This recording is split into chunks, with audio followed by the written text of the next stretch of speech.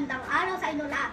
At ako nga pala si River Adrian P. Estaso mula sa ika-4 na baitang pangkat SSES. At ito ang aking performance sa ETV Quarter 3. Mga pamamaraan at kagamitan sa paglalaba. Naranasan niyo na bang maglaba? Ngayon, ipapakita ko sa inyo ang dalawang pamamaraan ng paglalaba at ito ay manual na pamamaraan at makabagong pamamaraan gamit ang washing machine. Makabagong pamamaraan ng paglalaba gamit ang washing machine. Una, paghahanda. Ihanda ang kagamitan na gagamitin sa paglalaba. Tulad ng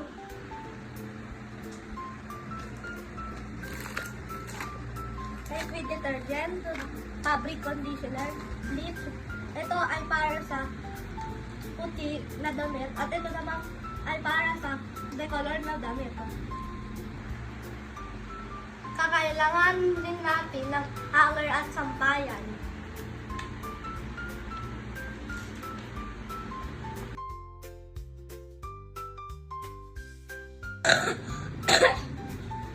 Washing machine.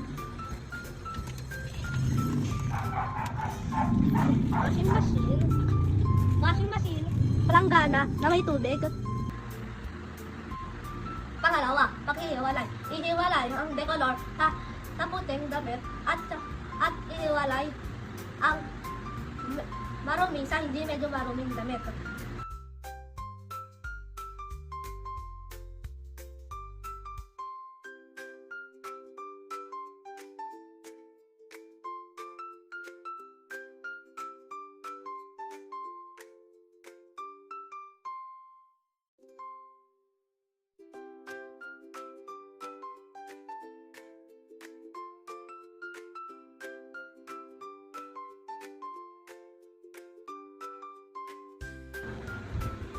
Pangatlo, pagsusuri.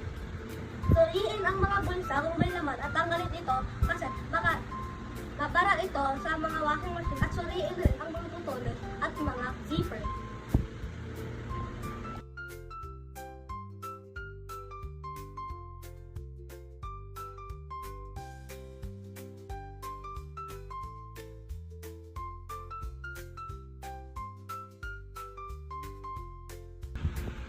Pang-apat, pagsasaayos ng zipper at tali. Isara na mabuti ang zipper at iayos ang mga tali para hindi ito magbuhol-buhol.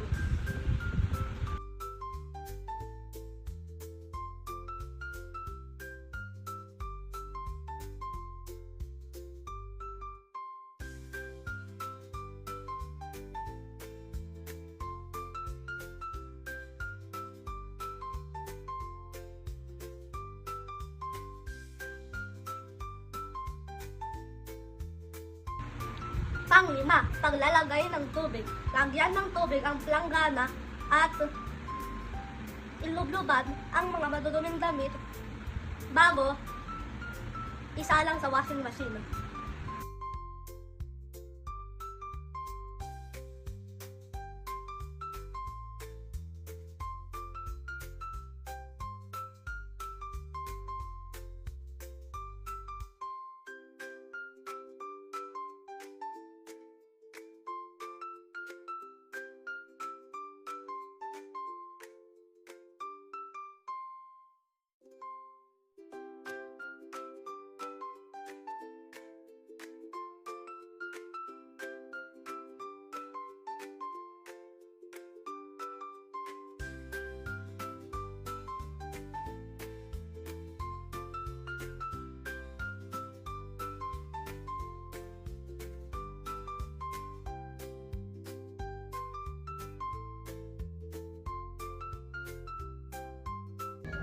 Pang-anim, paglalagay ng damit sa loob ng washing machine.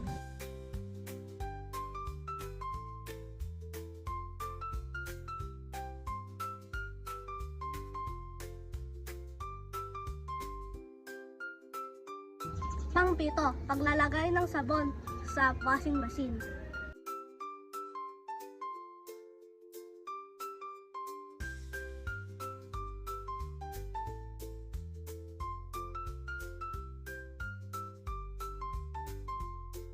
Pang-walo, pag-setup. Ilagay ang angkop na setting sa washing machine ayon sa uri ng labahin.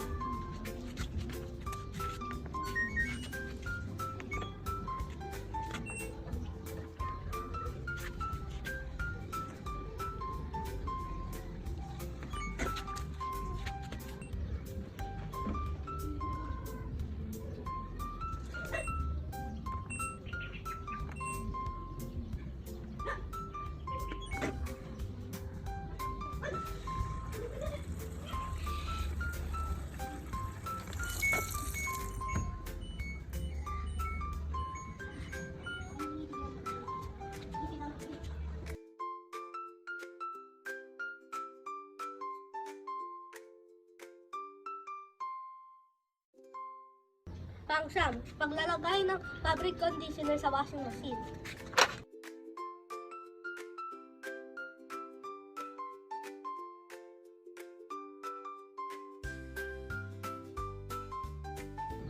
Pang-sampo, Wala ka lang pong sampo dahil ito. dahil ito ay automatic washing machine, di na kailangang bantayan kung saan na itong magbabanlaw at magpapatuyo.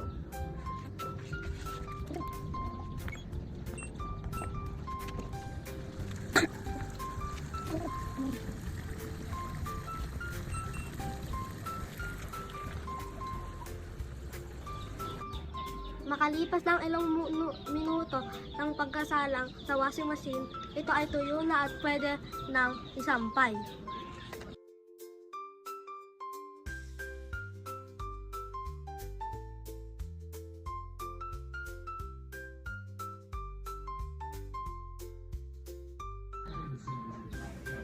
Pagsasampay. Sampay sa hanger.